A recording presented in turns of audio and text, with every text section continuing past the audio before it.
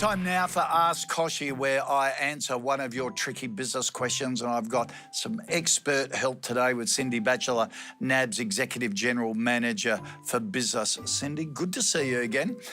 Now, Jeannie has sent in a question via video. Let's check it out. Hi, my name's Jeannie Pepper. Together with my husband, we own Plum Collections. Plum produces baby clothes, toddler fashion, baby sleep bags and kids swimwear. I have done a business plan in the past, but we are well overdue to do a new one. And my question is, what makes a great business plan and what tips would you give us before we start to do one? That'd be great if you could help us out on that one. Thank you. Bye. Jenny, that is a great question. We get this question so often.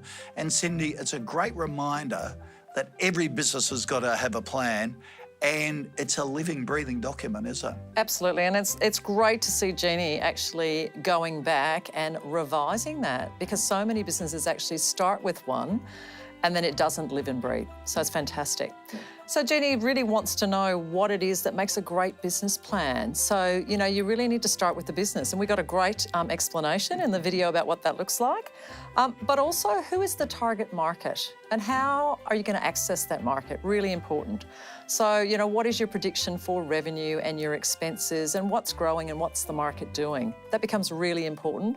And also in a clothing wear business like Jeannie's operating, really understanding what's happening by product line, because you may find that some things are growing or selling and some things may not be, and you need to adjust that potentially depending on what's actually happening out there. And when you lump them all in together, you can't differentiate that. You have a gut feel, but Correct. You've got no empirical evidence. That's a really good point. Exactly right.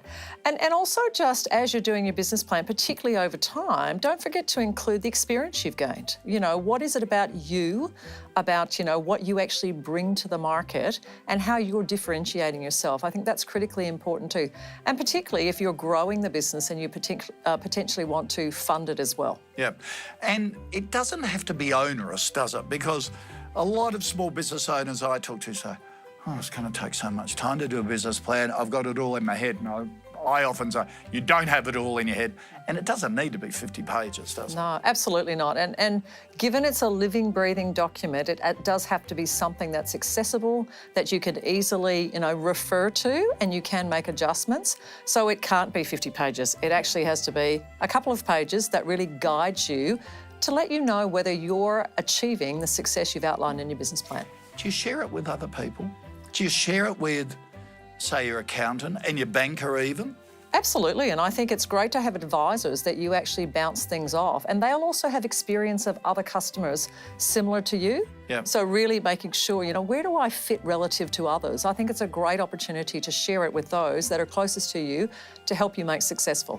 Great advice, Cindy. Jeannie, hopefully that helps. Good luck with the business. Keep us up to date with how it's going. And remember, you should review and benchmark your plan at least once a year, or use it as almost a monthly refresher as well for your business.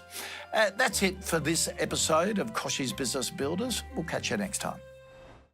Hey, thanks for dropping by the KBB YouTube channel. If you want a whole lot more where this came from, press the subscribe button and it will open a Pandora's box of great videos that not only are educational, full of great advice, but also really inspiring. Just what we need as small business owners.